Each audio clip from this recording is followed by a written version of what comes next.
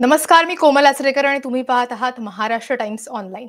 काल निवडणुकीसाठीचं महाराष्ट्राच्या विधानसभा निवडणुकीसाठीचं मतदान जे आहे ते पार पडलेलं आहे आणि 23 नोव्हेंबर रोजी मतदानाचा नेमका कल कोणाकडे असणार आहे, महाराष्ट्रात सत्ता कुणाची येणार, महायुतीचं सरकार येणार की महाविकास आघाडीचं सरकार येणार, हा सगळा खुलासा आपल्याला 23 तारखेला होणारच आहे. पण त्यापूर्वी काल जे मतदान झालेलं आहे, त्याची जी आकडेवारी समोर आलेली आहे, त्याच्यातून नेमकी काय गणितं समोर येतात, हेच आपण या लाईव्हच्या माध्यमातून चर्चा करणार आहोत. आज आपण मुंबई शहर या जिल्ह्यासंदर्भात बोलणार आहोत. मुंबई शहरातले जे 10 मतदारसंघ आहेत, त्या मतदारसंघामधला जो आढावा आहे, तो आपण या लाईव्हच्या माध्यमातून घेणार आहोत. जर आपण विचार केला तर राज्यात जी काल निवडणूक पार पडली, या निवडणुकीमधली एकूण मतदानाची टक्केवारी होती, ती होती 65.11% आणि जर मुंबई शहराचा विचार केला, तर मुंबई शहरात 52.69% इतकं मतदान पार पडलेलं आहे. ही मतदानाची आकडेवारी जी आहे, असं म्हटलं जातंय की 1995 नंतर इतकं मतदान जे आहे ते पहिल्यांदाच महाराष्ट्रात झालेलं आहे. मुंबईचा विचार केला तर मुंबईमध्ये मुंबई शहर जर आपण स्पेसिफिकली बोलतोय, तर जिथे कोल्हापूरमध्ये सर्वाधिक मतदान झालं, तर मुंबईत हे सर्वात कमी राज्यात सगळ्यात कमी मतदान हे मुंबई शहरमध्ये झालेलं आहे. एकंदर आपण लोकसभेचा सुद्धा ट्रेंड बघितला, त्यात सुद्धा साधारण मुंबई शहरात कमी मतदान होतं, असंच चित्र बघायला मिळतंय. पण दुसरा मुद्दा असा तो म्हणजे जी आपण एक चांगली बाजू म्हणायला हवी ती म्हणजे 2019च्या तुलनेत 2024 मध्ये मुंबईतलं मतदान हे वाढल्याचं बघायला मिळतंय. जर आपण विचार केला तर मुंबई शहरातले जे 10 मतदारसंघ आहेत त्याच्यामध्ये 2024 मध्ये जी मतदानाची टक्केवारी आहे ती आपण बघूयात. तर धारावीमध्ये 2024 मध्ये 50.3% इतकं मतदान झालं. जी आकडेवारी 2019 मध्ये 47.58% इतकी होती. सायन कोळीवाडा विधानसभा मतदारसंघामध्ये 2024 मध्ये 53.56% तर 2019 मध्ये 50.47% इतकंच मतदान झालं होतं. वडाळा विधानसभा मतदारसंघामध्ये 2019 मध्ये 53% मतदान झालं होतं, तर तेच मतदान 2024 मध्ये 57% आसपास झालेलं आहे. माहीम विधानसभा मतदारसंघ जिथून अमित ठाकरे हे निवडणुकीच्या रिंगणात आहेत पहिल्यांदाच. तिथे 52% मतदान हे 2019 मध्ये झालं होतं. पण यंदाच्या या 2024च्या निवडणुकीत एकूण 60% जवळपास मतदान जे आहे ते माहीम विधानसभा मतदारसंघामध्ये झालेलं आहे. वरळी विधानसभा मतदारसंघ जिथून आदित्य ठाकरे निवडणुकीच्या रिंगणात आहेत, तिकडे 47% हे 2019 मध्ये झालं होतं. तर 2024 मध्ये तिथे आता 53.53% इतकं मतदान झालेलं आहे. शिवडी विधानसभा मतदारसंघ जिथे शिवसेना ठाकरे गट विरुद्ध मनसे अशी लढत आहे. तिकडे 49% मतदान जे आहे ते 2019 मध्ये झालं होतं. तर आता 2024 मध्ये 55.52% इतकं मतदान झालेलं आहे. भायखळा विधानसभा मतदारसंघाचा जर विचार केला तर तिकडे 50% मतदान हे 2019 ला झालं होतं आणि आता तिथे 53% मतदान झालेलं आहे. मलबार हिलमध्ये आधी 46% आणि आता 52% मतदान झालेलं आहे. मुंबादेवी ह्या विधानसभा मतदारसंघामध्ये 44% हे 2019 ला झालं होतं आणि आता 48.76% इतकं मतदान झालेलं आहे. तर कुलाबा मतदारसंघामध्ये 40% मतदान हे 2019 ला झालं होतं आणि यंदाच्या वर्षी 44% इतकं मतदान यंदा झालेलं आपल्याला बघायला मिळते. तर एकंदरच मतदानाचा जो आकडा आहे तो मुंबईत राज्याच्या तुलनेत कमी असला तरी 2019च्या तुलनेत ही जी आकडेवारी आहे ती काहीशी आपल्याला एक चांगला संदेश देणारी आहे असं आपण म्हणू शकतो.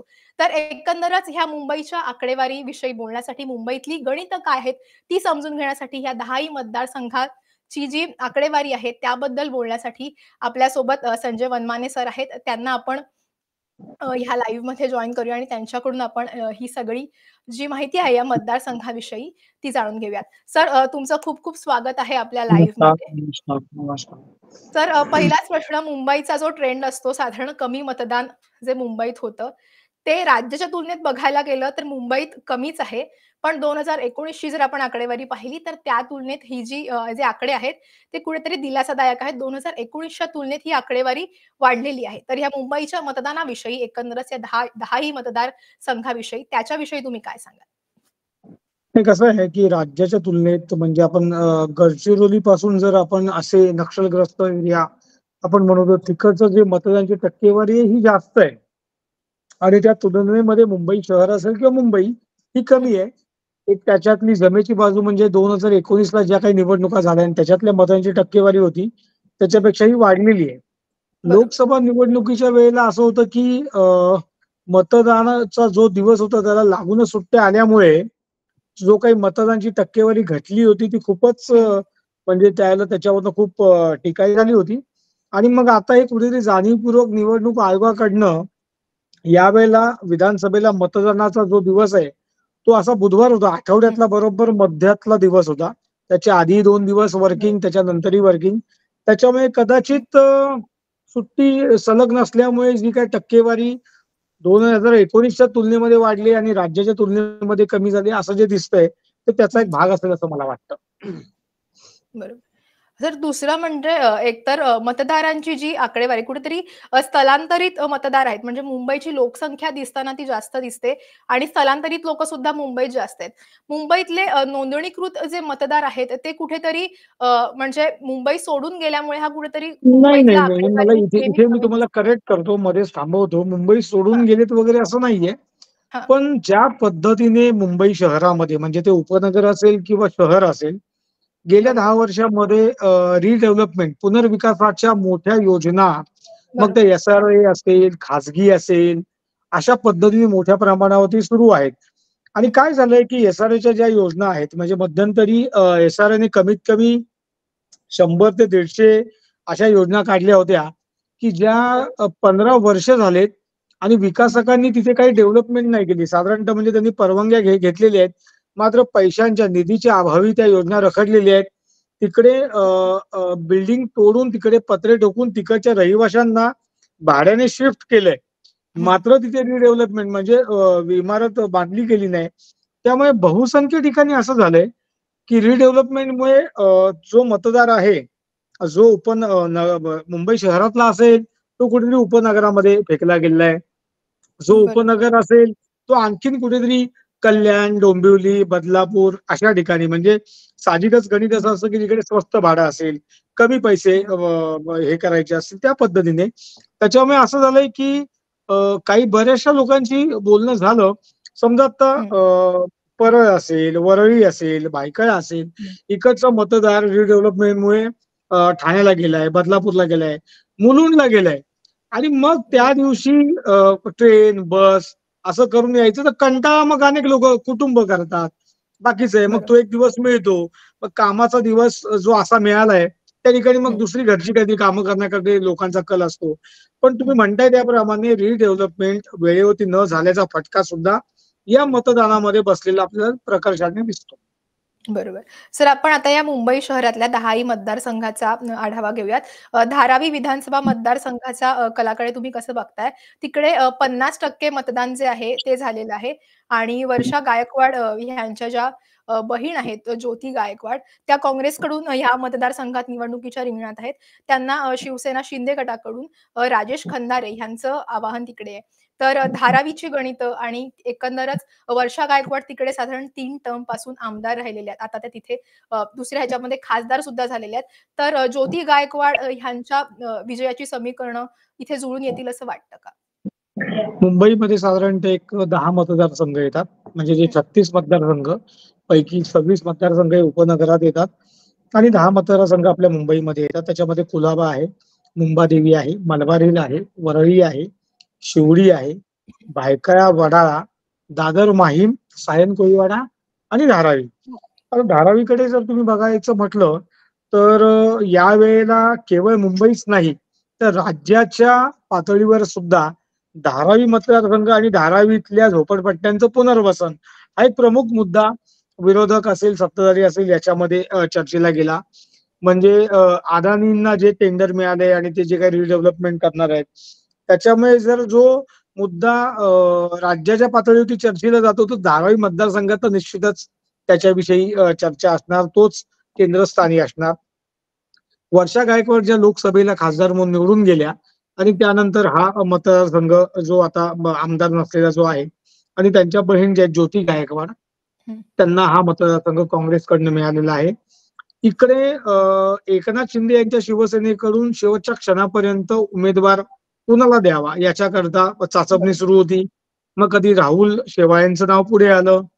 मग कधी आरे आपले जे अधिकारी आहेत, समीर वानखेडे, हं, आय-आर-एस आपण म्हणूया. इंडियन बरोबर. रेव्हेन्यू सर्व्हिस त्यांचं नाव पुढे आलं आणि खंदारेंचं नाव होतच राजेश खंदारे आणि ऐन वेळेला मग ते या सगळ्यांची नावं बाजूला पडून राजेश खंदारेंचं नाव आलंय. हं, आता असं आहे की सरकार म्हणून जो सरकारी सत्ताधारी पक्ष आहे जो एकनाथ शिंदेचा आहे त्याच्याकडनं हं. राजेश खंदारे उभे आहेत. त्याच्या धारावी रिडेव्हलपमेंटच्या बाजूने काही लोक जे असतील त्यांचा नक्कीच सहानुभूती खंदारेंसाठी असेल. मात्र सरकारकडून धारावीच्या लोकांचं तिकडेच पुनर्वसन करणं असेल, जे हं, उद्योगधंदे आहेत पारंपरिक त्यांना तिथेच पुन्हा रिडेव्हलपमेंट नंतर जागा मिळावी. हा जो काही हं, वाद आहे आणि लोकांच्या मनात जी काही शंका आहे, की आमचं हं. पुनर्वसन कुठेतरी मिठागरांमध्ये होईल, मुलुंडला होईल. त्याच्यामुळे जो काही एक रोष आपल्याला जाणवतो आणि हं, काँग्रेसचं एवढ्या वर्षांपासूनच तिकडे एकनाथ गायकवाड असतील, मग वर्षा गायकवाड असतील, हं. राहुल शेवाळे सुद्धा तिकडे खासदार म्हणून याच्यापूर्वी निवडून आले होते. तर कुठेतरी ही जी लढाई आहे, ती हं. थोडीशी कुठेतरी आपण असं म्हणूया की काँग्रेसच्या बाजूने झुकली गेलेली आहे. म्हणजे ज्योती गायकवाडांना बऱ्यापैकी संधी आहे या मतदारसंघात. काँग्रेस ज्या 4 जागा लढवतोय मुंबईमध्ये, त्याच्यापैकी ही एक प्रमुख जमेची बाजू काँग्रेस म्हणतं की एक निश्चित आमची जागा येऊ शकते, असं मला वाटतं.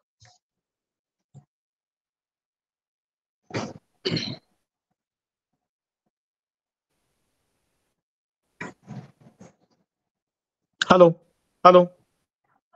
आता आपण पुढचा मतदारसंघ घेऊया. बरोबर. पुढचा सर माझा आवाज येतोय तुम्हाला? हो, येतोय, येतोय, येतोय. हां. पुढचा विधानसभा मतदारसंघ सायन कोळीवाडा.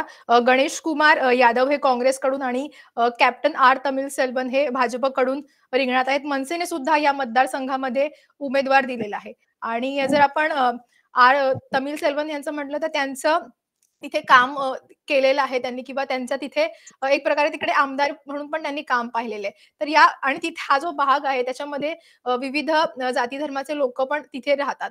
तर ह्या सायन कोळीवाडा मतदारसंघाविषयीचं समीकरण कसं असेल? तिथे तर कोण वरचढ हां, सायन कोळीवाडा मतदारसंघाविषयी जर तुम्ही म्हणाल, तर कॅप्टन तमिळ सेल्वम इथे आहेत. हं, आणि कसं आहे की आधीचे तेच विद्यमान आमदार आणि आता उमेदवार सुद्धा ते आहेत. आणि बरोबर. भाजपला म्हणजे माटुंगा आणि मग बाकीचाही काही पार्ट येतो. हं, तर या सगळ्या मतदारसंघामध्ये ज्या पद्धतीने भाजपचं इकडे काम आहे, मधल्या काळात भाजपने काही योजना सुद्धा या मतदारसंघासाठी आणल्या आहेत. साउथ इंडियन कम्युनिटी आपण म्हणू, ती बरोबर. बऱ्यापैकी याच मतदारसंघ. मतदारसंघामध्ये आहे. हं, मात्र काँग्रेसचे गणेश यादव यांना तिकीट मिळाल्यानंतर त्यांनी हं. बऱ्यापैकी ही सीट फाईटमध्ये आणली. बरोबर. म्हणजे या मतदारसंघातलं बाकीचं समीकरण बघता ते हं, दिसतं सेल्वम यांच्या बाजूने. मात्र हं, एवढी सहज सेल्वम यांना इकडे विजय मिळेल असं बिलकुल नाहीये. गणेश यादव यांनी बऱ्यापैकी ही सीट फाईटमध्ये आणली. हं. वडाळा मतदारसंघाचा जर आपण विचार केला तिथून कालिदास कोळंबकर विरुद्ध श्रद्धा जाधव असा सामना जो आहे तो तिथे आहे. कालिदास कोळंबकर हे आता भाजपकडून तिथे रिंगणात आहेत.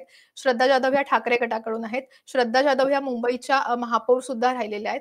पण कालिदास कोळंबकर ह्यांचं सुद्धा काम आहे ते बरेच वर्ष म्हणजे अनेक टर्म म्हणजे साधारण 3 टर्मपेक्षा सुद्धा जास्त टर्म म्हणता येईल इतके टर्म ते आमदार राहिलेले आहेत.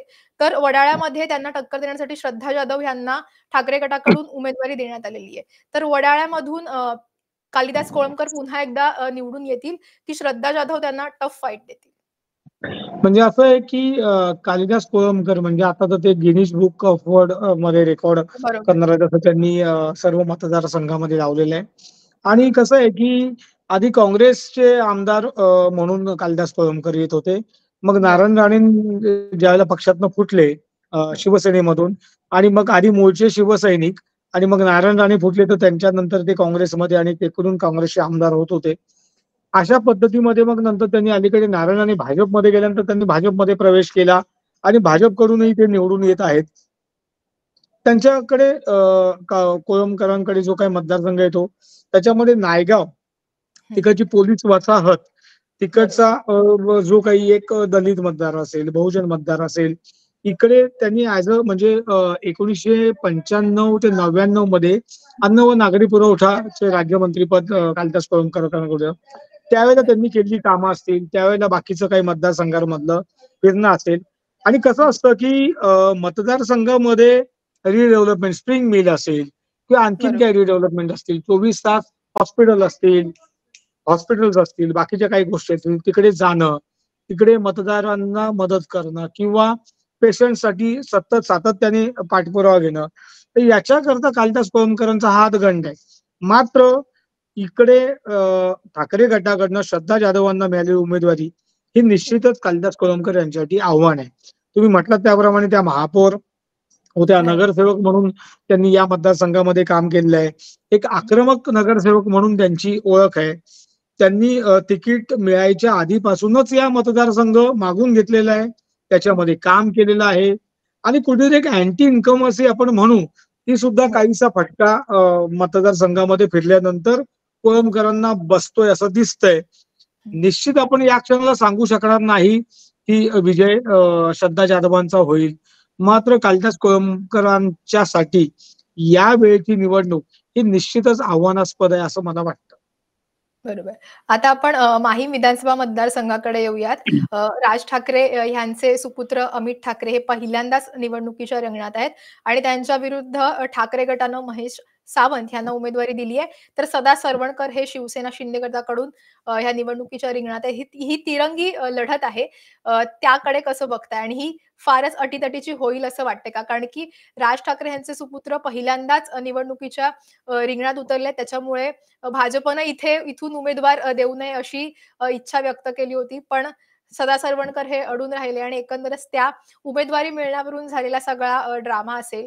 त्याच्यानंतर ठाकरेंनी सुद्धा इथून उमेदवार दिलेला आहे. तर त्यामुळे ही माहीमची चर्चेत राहिलेली अशी जागा आहे. तर त्याच्याविषयी काय सांगाल? म्हणजे राज्याच्या केंद्रस्थानी आपण माहीम विधान मतदारसंघ होता. राज ठाकरेंनी नरेंद्र मोदींची जी काही जाहीर सभा झाली शिवाजी पार्कला, हं, त्यावेळेला भाजपला एकंदरीतच महायुतीला बिनशर्त पाठिंबा दिला. ते साहजिकच अशी अटकळ बांधली जात होती, की ज्यावेळेला महायुती विधानसभेच्या निवडणुकीला सामोरं जाईल, तर तिथे मनसे हा अंडरस्टँडिंगमध्ये त्यांच्यासोबत असेल. काही जागा निश्चितच त्यांना इकडे दिल्या जातील. अशा पद्धतीची एक चर्चा सुरू होती. मात्र राज ठाकरेंनी पहिली 25 उमेदवारांची यादी डिक्लेअर करणं, त्यात अमित ठाकरे यांचं नाव असणं, त्यानंतर एकनाथ शिंदे यांनी सदा सरवणकर यांची यादी, त्यांचं नाव डिक्लेअर करणं हं. आणि त्यानंतर मग भाजपनं भूमिका घेणं, की राज ठाकरेंनी मदत केली तर मला वाटतं महायुतीने आपण त्यांना पाठिंबा द्यायला पाहिजे होता. मात्र अशाही परिस्थितीमध्ये शेवटच्या क्षणी सदा सरवणकर 4 नोव्हेंबरला अर्ज मागे घेतील, असंही म्हटलं जात होतं. मात्र त्यांनी तो अर्ज कायम ठेवला. त्यानंतर सभा सुरू आहेत. कुठेतरी यांच्यामध्ये मिसकम्युनिकेशन झालंय असंही समोर येतंय. आता इकडची जी तिरंगी लढत आहे त्याच्यामध्ये विद्यमान आमदार स्वतः सदा सरवणकर आहेत. महेश सावंत हे शिवसेनेकडनं, ठाकरे गटाकडनं आहेत आणि अमित ठाकरे. आता कसं बरोबर. आहे, की या मतदारसंघामध्ये जर बघितलं तर एक प्रभादेवी, दादर आणि हं. माहीम असे 3 मुख्य एरिया येतात. ज्याच्यामध्ये प्रभादेवीमध्ये स्वतः सदा सरवणकर राहतात. महेश सावंत जे ठाकरे गटाचे आहेत ते राहतात. दादरमध्ये अमित ठाकरे राहतात आणि माहीम असा एक मतदारसंघ आहे, की जिकडे याच्यापैकी तिन्ही उमेदवारांपैकी कोणी मुक्कामी तिकडे नसतं. मात्र तिकडे मुस्लिम आणि ख्रिश्चन मतांचा बऱ्यापैकी जोर आहे. तर आता असं बरोबर. आहे, की या प्रभादेवीमध्ये जर सरवणकर आणि महेश सावंत यांच्यामध्ये जर जो कोणी लीड घेईल, हं. दादरमध्ये अमित ठाकरे यांचा जे काही वलय आहे राज ठाकरेंचं, तर त्यांना बरोबर. मग तिकडे त्यांना लीड मिळेल. प्रश्न हं. होतो निर्णायक माहीम. तिकडची मुस्लिम मतं, तिकडची ख्रिश्चन मतं ही ज्याच्या पारड्यात पडतील, तो विजयी उमेदवार ठरेल असं मला वाटतं. तिघांची तिरंगी लढत शेवटच्या क्षणापर्यंत आपण सांगू शकणार नाही, की हं. याच्यातला हाच उमेदवार येईल. मात्र कुठेतरी ठाकरे म्हणजे उद्धव ठाकरेंचा उमेदवार आणि राज ठाकरेंचा उमेदवार हं. यांच्यामध्येच फार कुठेतरी एक जोरात लढाई सुरू आहे, असं मतदारसंघ पाहता एक लक्षात येतं. बरोबर. आता आपण दुसऱ्या ठाकरेंकडे म्हणजे आदित्य ठाकरेंकडे येऊयात. वरळी विधानसभा मतदारसंघामध्ये जिथे आदित्य ठाकरे ठाकरे गटाकडून, मिलिंद देवरा शिवसेना शिंदे गटाकडून आणि संदीप देशपांडे हे मनसेकडून निवडणुकीच्या रिंगणात आहेत. इथे सुद्धा तिरंगी लढत होतीये आणि दुसरं म्हणजे वरळीचा विषय येतोय. पण ह्या तीनही उमेदवारांचा जर विचार केला, तर तीनही उमेदवार वरळीचे नाहीत. हा मुद्दा तिघांच्याही म्हणजे आरोप-प्रत्यारोपांमध्ये समोर येत होता. जेव्हा लोकांच्या सुद्धा प्रतिक्रिया घेतल्या, तेव्हा त्यांनी सुद्धा हेच म्हटलं, की हे तिघही वरळीतले नाहीयेत. पण आदित्य ठाकरेंनी गेल्या 5 वर्षात केलेलं काम असेल, मिलिंद देवरा ह्यांच्या मागे असलेलं त्यांच्या सोबत असलेला धनुष्यबाण असेल आणि दुसरीकडून संदीप देशपांडे हे असतील. तर वरळी विधानसभेचं गणित काय वाटतं? आदित्य ठाकरेंना पुन्हा वरळीकर संधी देतील का?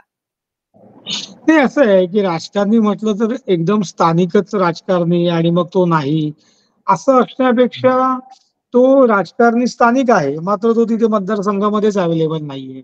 हं, आणि जो स्थानिक नाहीये, मात्र तो सातत्याने मतदारसंघामध्ये अवेलेबल आहे. आज मुंबईमध्ये असं आहे, की कम्युनिटी आपल्या कनेक्टिव्हिटी एवढी वाढलेली आहे, की कुठूनही हं, कुठे तुम्ही मुंबईमध्ये काही तासामध्ये, काही मिनिटांमध्ये पोहोचता. त्याच्यामुळे ती काही अडचण नाही असं मला वाटतं. हं. आता इथे असं आहे, की विद्यमान आमदार हे आदित्य ठाकरेच होते गेल्या वेळेला.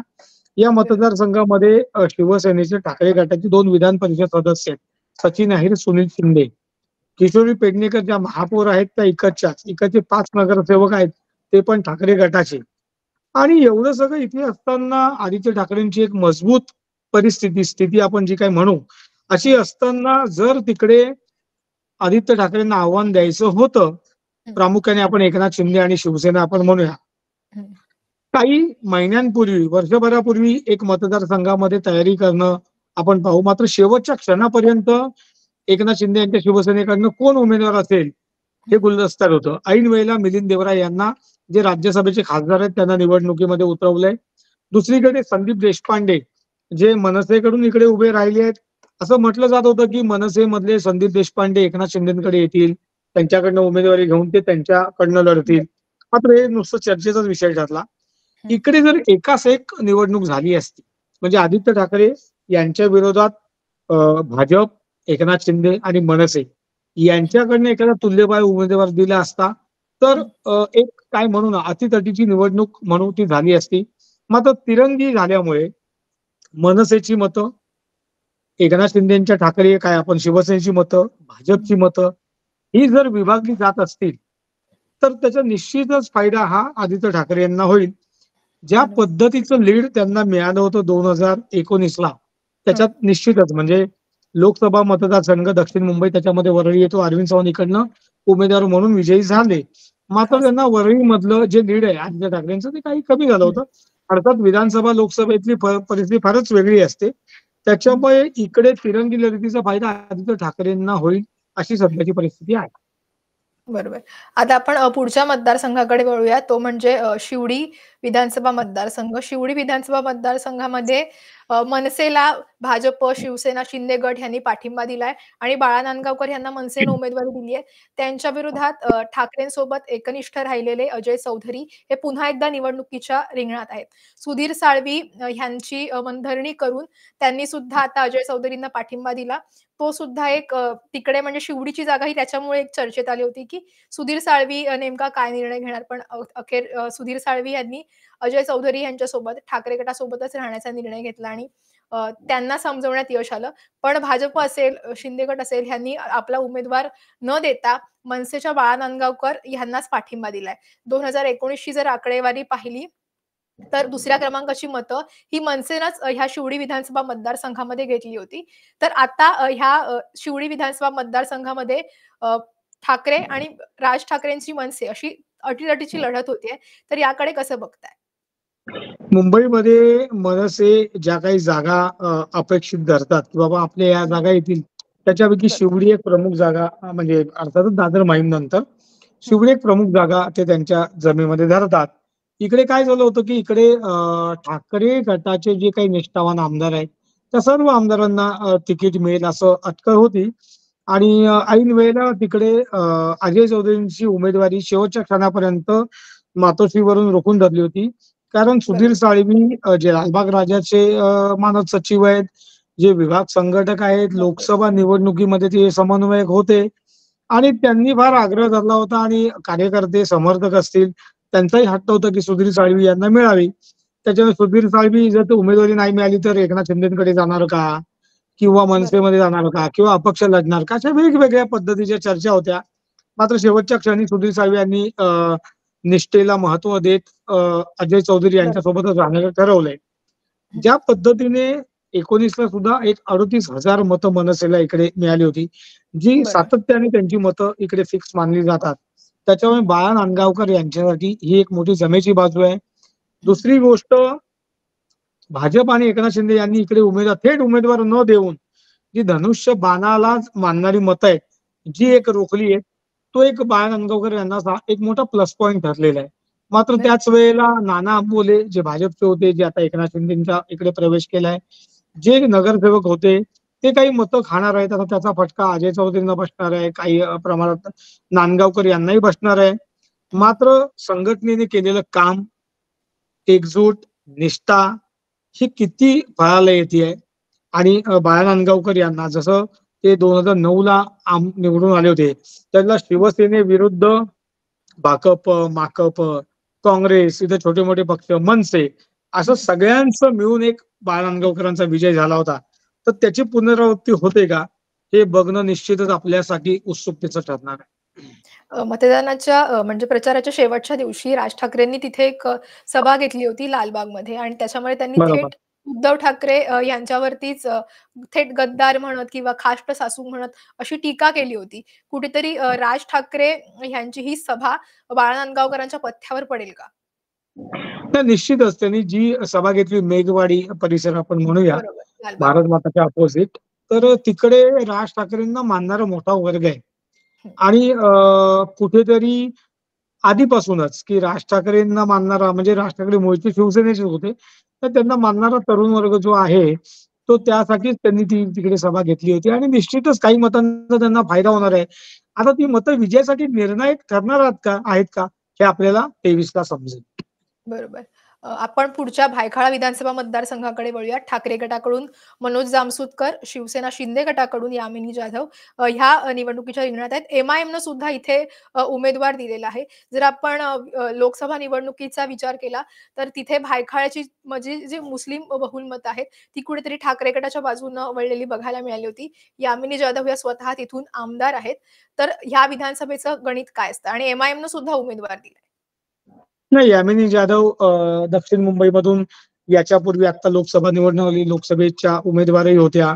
अरविंद सावंत, ठाकरे गटाचे अरविंद सावंत यांनी त्यांचा पराभव केला. विशेष म्हणजे अरविंद सावंत यांना मुस्लिम मतं आपण असं म्हणूया, की अल्पसंख्याक मतं जी मोठ्या बरं. प्रमाणात मिळाली, ती मुंबादेवीमधनं मिळाली आणि हं. दुसरी भायखळ्यामधनं मिळाली. म्हणजे बरोबर. यामिनी जाधव या पिछाडीवरती होत्या स्वतःच्याच मतदारसंघामध्ये. बरोबर. यशवंत जाधव जे स्टँडिंग चेअरमन होते ते त्यांचे पती आहेत. हं. त्यांचा निवडणूक लढवण्याचा एक वेगळा हातखंडा आहे. मात्र मनोज जामसुदकर यांना जी उमेदवारी ठाकरे गटाने दिली आहे, ज्या पद्धतीने उद्धव ठाकरे यांच्या शिवसेनेकडे अल्पसंख्याक मतं वळाली, जी लोकसभेला आपण त्याची पावती मिळाली, बघितलं आपण. बरोबर. त्यानंतर विधानसभा मतदारसंघ जे मुंबईतले आहेत, हं. जेवढे मतदारसंघ आहेत ते ठाकरे गटाच्या दृष्टीने त्याच्यातला सर्वात एक नंबरचा मतदारसंघ कुठला तर तो भायखळा. कारण ज्या बरोबर. पद्धतीने मतं त्यांना मिळाली, तर अशा ह्याच्यामध्ये मनोज जामसुदकर जे काँग्रेसही होते, जे काँग्रेसमधले नगरसेवक होते, नागपाडा, भेंडी बाजार इथून त्यांना मुस्लिम मतं मिळालेली आहेत, मिळवलेली आहेत त्यांनी. ते आता ठाकरे गटामध्ये आहेत. ठाकरे गटाला असलेला अल्पसंख्याक मतांचा जो काही पाठिंबा, भायखळा असेल किंवा शिवडी असेल, इकडे ठाकरे गटातली संघटना जी सर्वाधिक मजबूत आहे, ती संघटना ठाकरे एकनाथ शिंदेमध्ये यामिनी जाधव जाणं किंवा यशवंत जाधव जाणं, त्यानंतर सुद्धा काही संघटना न हलणं. तर हे हं. सगळं बघता मनोज जामसुदकर यांचं खूप मोठं आव्हान भायखळ्यामध्ये आहे. हं. आणि उद्या जर इथे काही धक्कादायक निकाल लागला मुंबईमध्ये, तर हं. तो काही म्हणजे खूपच धक्कादायक निकाल लागेल असं माझं मत आहे. अच्छा. आपण दुसऱ्या मुंबादेवी या मतदारसंघाकडे येऊयात. काँग्रेसचे अमीन पटेल ह्या मतदारसंघातून आहेत. तर शिवसेना शिंदे गटानं शायना एन-सी यांचा चेहरा जो आहे तो इथे उतरवलाय. अमीन पटेल यांची जागा कुठेतरी काँग्रेसकडून आपलीच म्हणजे अगदी 100% येईल अशी जागा मानली जाते. कारण की पुन्हा एकदा अल्पसंख्याक मतांवरती त्यांचा असणारा प्रभाव हा मुंबादेवीमध्ये दिसून येतो. तर शायना एन-सी ह्यांचा चेहरा देणं हे कितपत फायद्याचं ठरेल का? अमीन पटेल पुन्हा एकदा बाजी मारतील? नाही असं आहे, की ज्या पद्धतीने अमीन पटेल सातत्याने तिकडे निवडून येतात, मुस्लिम बहुल भाग आहे तो. लोकसभेमध्ये सुद्धा त्यांनी त्यांच्या मतदारसंघातून अरविंद सावंत यांना विक्रमी मतदान दिलं होतं. त्यांचा लीड कायम बरोबर. राखला होता हं. आणि एक काल परवा मी म्हणजे कालच अर्थात मतदानाचा दिवस होता आणि मी शेवटच्या टप्प्यामध्ये या मतदार संघामध्ये मी स्वतः फिरलो होतो. मला एक वेगळी गोष्ट अशी जाणवली, की ज्या पद्धतीने मुस्लिम मतं अ, लोकसभेला उतरली गेली होती. बरोबर. मतं मला दिसली नाहीत या विधानसभेला. अर्थात याच्यामुळे अमीन पटेलांना काही दगाफटका आहे का असं निश्चित नाहीये. फक्त लोकसभेला संविधानाच्या विरोधात घटना बदल होणार आहे, तो रोखण्याच्या विरोधात ज्या पद्धतीने रांगा लावून मुस्लिम मतदार उतरल्याचे मला लोकसभेला दिसले, तेवढे मला दिसले नाहीत. दुसरीकडे तिकडे एक सोसायटी होती लक्ष्मीनारायण सोसायटी. तिकडे 75% मतदान झाल्याचं मला दिसलं. बाकीच्या बूथवरती 35-40% दिसलं. शायना यांची यांनी या मतदारसंघामध्ये त्यांना उमेदवारी मिळाल्यानंतर भरपूर सभा घेणं, पायी फेऱ्या घेणं, जी बोहरी मुस्लिम मतं आहेत, त्यांच्या गुरूंना भेटणं, त्यांचा पाठिंबा मिळवणं. तिकडे मिथुन चक्रवर्तींना आणण्यापासून मुख्यमंत्र्यांच्या 3 सभा, मुख्यमंत्र्यांचे चिरंजीव आहेत श्रीकांत शिंदे त्यांच्याही सभा झाल्या. म्हणजे इतर कुठल्यातरी उमेदवाराच्या तुलनेमध्ये शायना यांची बऱ्यापैकी ही सीट फाईटमध्ये आणलेली आहे. जे गोल आहे किंवा जो काही हिंदू बहुल आहे, तिकडे बऱ्यापैकी त्या लीड घेतील. मात्र इकडे अमीन पटेल यांचा पराभव होणं, असं म्हणायचं म्हटलं तर मुंबईतून मग एकही काँग्रेसची सीट न येणं, असं मी मानेल. त्याच्यामुळे मला वाटत नाही की अमीन पटेल यांच्या विजयाला कुठेतरी धक्का पोहोचेल. आपण आता मलबार हिल विधानसभा मतदारसंघाकडे येऊयात. ठाकरे गटाकडून भैरूलाल चौधरी, त्यांच्या विरोधात भाजपचे मंगलप्रभात लोढा यांची टक्कर मलबार हिलमध्ये झालेली होती.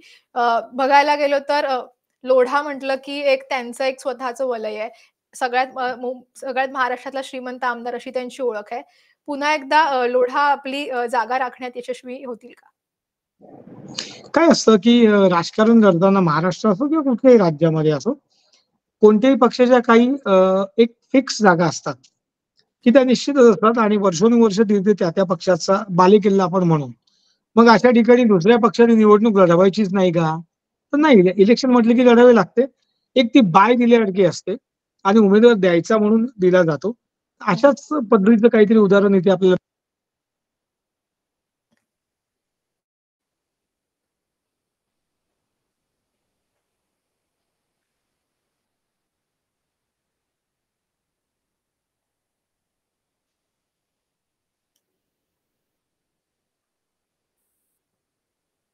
हां, सर बोला. हां, त्याच्यामुळे मलबार हिलमध्ये यांचा विजय निश्चित आहे लोढांचा, असं मला वाटतं. बरोबर. आणि आपण आता मुंबईतल्या सगळ्यात टोकावरच्या सगळ्यात शेवटच्या 10व्या मतदारसंघाकडे येऊयात. जो मतदारसंघ आहे कुलाबा मतदारसंघ. हिरा देवासी विरुद्ध राहुल नार्वेकर असा सामना जो आहे, तो ह्या मतदारसंघामध्ये झालेला आहे. पण ह्या मतदारसंघाविषयी म्हणायचं झालं तर इथे सगळ्यात उच्चभ्रू मतदार ह्या भागात राहतो असं म्हटलं जातं. पण इथलं मतदान जे आहे ते कायमच सगळ्यात कमी असलेलं बघायला मिळतं. तर ह्या बरोबर. सगळ्याचा फटका कुणाला बसेल असं वाटतंय? ते असं आहे, की या मतदारसंघामध्ये विद्यमान आमदार राहुल नार्वेकर हेच उमेदवार आहेत यावेळेचे सुद्धा. बरोबर. आणि महाविकास आघाडीमध्ये जागा वाटपामध्ये हा मतदारसंघ आपल्याकडे यावा याच्याकरता ठाकरे गटाने काही बऱ्यापैकी शिकस्त लढवली होती. मात्र तो मतदारसंघ काँग्रेसकडे हिरा देवासे जे उमेदवार आहेत, त्यांच्याकडे दिलेला आहे. ज्या पद्धतीचं आपण एक मतदारसंघामधलं उच्चभ्रू जो काही वस्ती आहे आणि मग ती कुठेतरी भाजप, नरेंद्र मोदी आणि याला पाठिंबा देणारी असल्याचं आपण आतापर्यंतचं पाहिलेलं आहे. त्याच्यामुळे याचा जरी मतदान कमी झालं, तरी सुद्धा जे काही मतदान झालं, त्याच्यातल्या मतदानाचा फायदा हा त्यातल्या त्यात राहुल नार्वेकर यांनाच मिळेल, असं मला वाटत नाही की याच्याविषयी कोणाचं दुमत असेल. तर एकंदरच आपण मुंबई शहरातल्या या 10ही विधानसभा मतदारसंघाविषयी बोललोय. सर या 10 मतदारसंघामध्ये अगदी शेवटचा प्रश्न, 10 मतदारसंघामध्ये महायुतीला किती जागा मिळतील आणि महाविकास आघाडीला किती जागा मिळतील? साधारण तुमचा अंदाज काय सांगतो? म्हणजे याच्यामध्ये असं आहे, की साधारणतः सध्या भाजपचे 4 आमदार आहेत. बरोबर. ठाकरे गटाचे 2 आमदार आहेत. हं, एकनाथ शिंदे यांच्या शिवसेनेचे 2 आमदार आहेत आणि काँग्रेसचे 2 आमदार आहेत. तर असं बघितलं तर 50-50% असं आहे आणि ज्या हं. फाईटच्या जागा आहेत, त्या 10 पैकी 5 जवळपास निश्चित आहे. पण मला असं वाटतं, की याच्यातलं कुलाबा ही भाजपकडेच राहील. मुंबादेवी ही काँग्रेसकडे राहील. मलबार हिल भाजपकडे राहील. वरळी ही आदित्य ठाकरे म्हणजे ठाकरे गटाकडेच राहील. हं. शेवटी इकडे फाईट आहे निश्चितच. पण बरोबर. कुठेतरी ती अजय चौधरी यांच्याकडे राहील असं वाटतं. चमत्कार हं, झाला तर बाळा नांदगावकर यांचा आपण सांगू शकत नाही.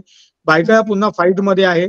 मला असं वाटतं, की धारावी आहे ही पुन्हा काँग्रेसकडेच, सायन ही पुन्हा भाजपकडेच. त्याच्यामुळे आधीचं चित्र फार काही बदलेल असं मला वाटत नाही. बदलणारं चित्र आहे ते भायखळा, शिवडी, हं, दादर, माहीम या 3 मतदारसंघामधला निकाल हा अनपेक्षित असेल असं मला वाटतं. हं.